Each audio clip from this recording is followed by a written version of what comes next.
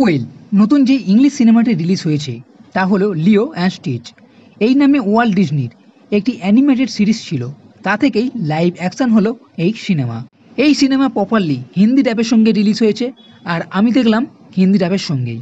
সাধারণত এই সিনেমা বাচ্চাদের বেশি ভালো লাগবে, তার মানে এই নয় যে বড়দের ভালো লাগবে না। যারা অ্যানিমেটেড সিনেমা দেখা পছন্দ করে তার সঙ্গে লাইভ অ্যাকশন, তাদের নিশ্চয়ই এই সিনেমা ভালো লাগবে। এটা একটা কিছুটা অ্যাকশন ও ড্রামার সঙ্গে কমেডি সিনেমা।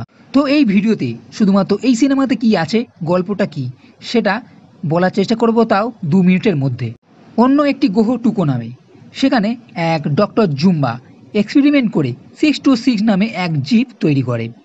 কিন্তু কাউন্সিল সেই জীবকে ভয়ঙ্কর মনে করে, আর এই জীবটাও ছিল কিছুটা ওই রকমই। কিন্তু এই 626 তাকে মারার চেষ্টা করলে সেখান থেকে পালিয়ে আসে পৃথিবীতে। এদিকে তাকে ধরার জন্য কাউন্সিল জুম্বা ও এজেন্ট ফালেগিকে পাঠায়। অন্যদিকে পৃথিবীতে হাওয়াই দ্বীপের একটি মেয়ে হলো লিলো, সে তার দিদির সঙ্গে থাকে। কিন্তু 626 এই এজেন্টদের হাত থেকে বাঁচার জন্য কুকুর সাজে আর ঢুকে পড়ে একটি পেট শপে। আর লিলো পেট শপ থেকে কুকুর মনে করে 626কে নিয়ে আসে তার বাড়িতে। তার নাম দেয় স্টিচ। স্টিচ ও লিলো বন্ধু হয়, কিন্তু স্টিচ ছিল খুবই বদমাশ, সব কিছু এদিক ওদিক করে ভাঙচুর করতে থাকে।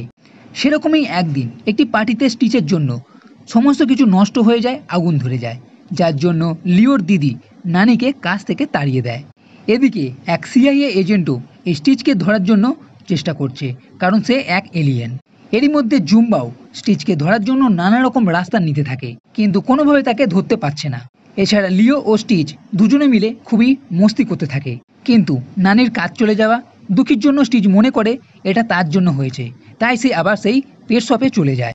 কিন্তু লিও স্টিচকে দেখতে না পেরে তাকে খুঁজতে খুঁজতে সেই পেট শপে যায় স্টিচের কাছে। কিন্তু এখানেই জুম্বা এসে পড়ে, আর এখান থেকেই ফায়ার সিন শুরু, সেটা শেষ পর্যন্ত চলবে। এরই মধ্যে স্টিচ লিওকে বাঁচানোর জন্য জুম্বার কাছে ধরা দেয়। এরপর কি হবে? স্টিচ কি সত্যই এখান থেকে চলে যাবে লিওকে ছেড়ে? জুম্বা কি স্টিচকে তার সঙ্গে নিয়ে যেতে পারবে? এর মধ্যেও আছে একটা টুইস্ট। এই যে অ্যাকশন সিন, সেটার জন্য লিও ও স্টিচের কমেডির জন্য যেগুলো বললাম, সে ছাড়াও আরও অনেক সিন আছে সেগুলোর জন্য।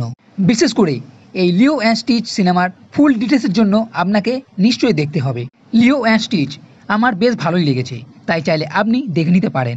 তো বন্ধুরা, এই ভিডিও যদি ভালো লেগে থাকে তাহলে লাইক করো, কমেন্ট করো, শেয়ার করো, আর এই চ্যানেলটি সাবস্ক্রাইব করতে কখনোই ভুলবে না। এই ভিডিও দেখার জন্য ধন্যবাদ।